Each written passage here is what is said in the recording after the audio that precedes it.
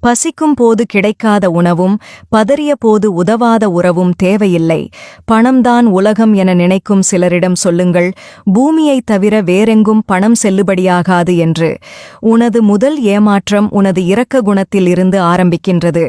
திரும்பி பார்க்க வைக்கும் முகம் எல்லோருக்கும் இருக்கும், ஆனால் திரும்ப நினைக்க வைக்கும் குணம் ஒரு சில உறவுகளுக்கு மட்டுமே இருக்கும். நீ என்னதான் நல்லது செய்தாலும் குற்றம் சொல்ல 4 பேர் இருக்கத்தான் செய்வார்கள்.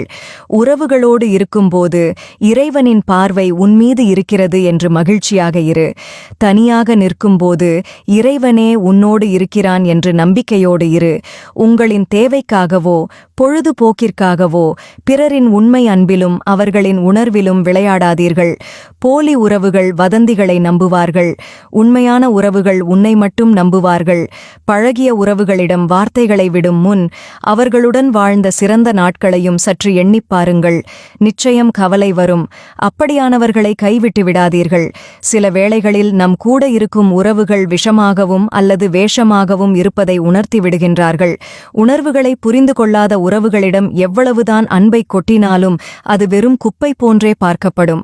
நாம் தேடித் தேடி போவதால்தான் சில உறவுகளுக்கு நம் அருமை புரிவதில்லை.